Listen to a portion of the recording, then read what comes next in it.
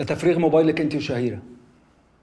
قناص كلمك مرتين، مرة منهم قبل الحادثة بدقايق. بس انا ما اعرفوش. انا ايه اللي هيخليني اعرف قناصين؟ وايه مصلحتي ان شهيرة تموت اذا كانت هي الوحيدة اللي كانت واقفة معايا؟ يبقى لازم تقولي لي كلمك ليه وايه اللي حصل في المكالمة دي. انت برضه مش مصدقني يا اياد بيه. اللي كلمني ده كان واحد من الشركة اللي شهيرة قالت لي عليها، وكان عايز يطمن ان انا جاية في الميعاد بس. وبعدين؟ ولا قبلين هو ده اللي حصل. وهو ليه عايز يتأكد اني جاية في الميعاد؟ عشان تتأكدي ان كل حاجة هتمشي زي ما انت عايزة؟ وانا ايه مصلحتي؟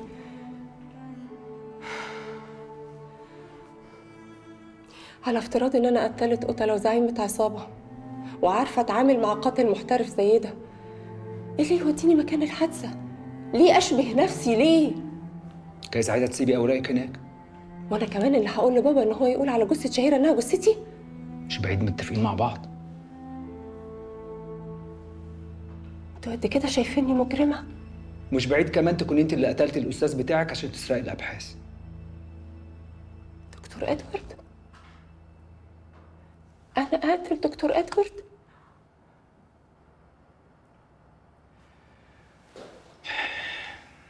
طيب تعالي نفكر مع بعض بصوت عالي. انا عندي قصة ممكن تكون حقيقية وممكن لا، بس هي قصة محبوكة زي ما بيقولوا.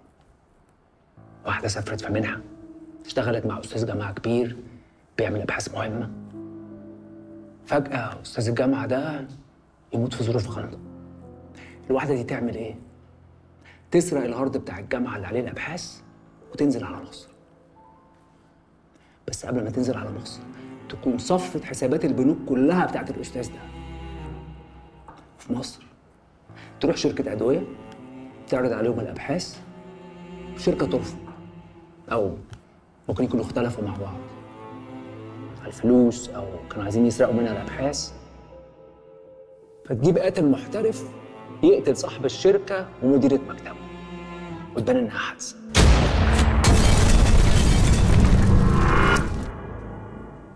ومش بس كده، أبوها يتعرف على جثة مش بتاعتها ويقول إنها هي، وتعيش كل ده مختفية. بنتك؟ إيه رأيك؟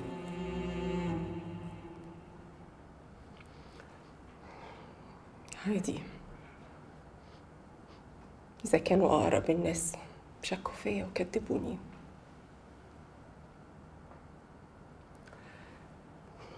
رأيي إن اللي حضرتك بتقوله ده مسلسل، قصة تنفع مسلسل.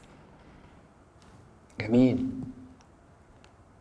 انت بتقولي انها تنفع مسلسل مش عشان قصة خيالية، ولكن عشان قصة محبوكة. احنا بقى هنا شغلتنا يا ضي اننا نلاقي اكتر قصة محبوكة في القضية عشان نصدقها. كذب مترتب ولا صدق منعكش؟ بالظبط. انت سمعتي قصتي، ممكن اسمع قصتك؟ حتى لو بالكذب؟ حتى لو بالكذب.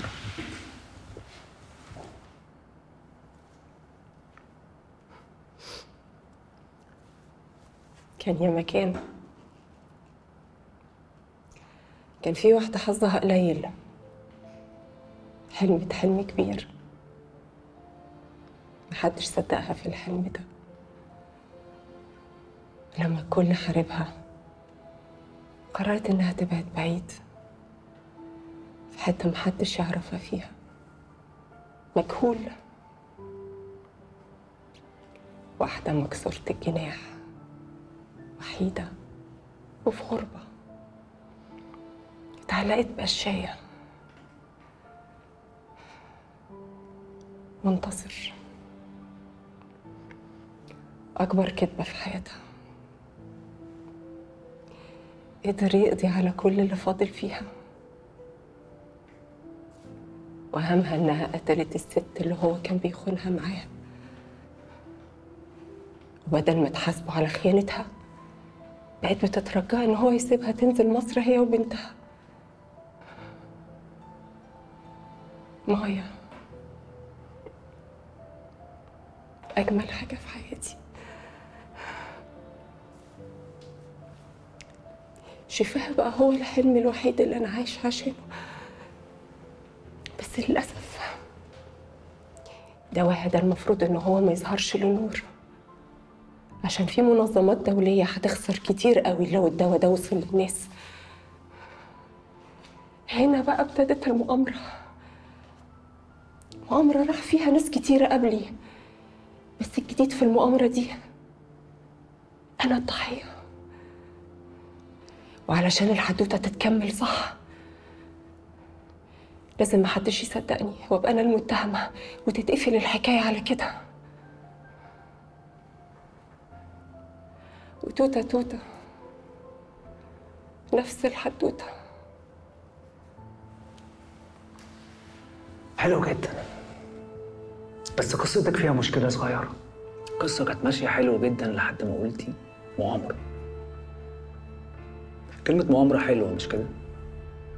تحسي كده إنها حل اللغز، مع إن في الحقيقة هي اللغز نفسه طالما ملهاش تبرير.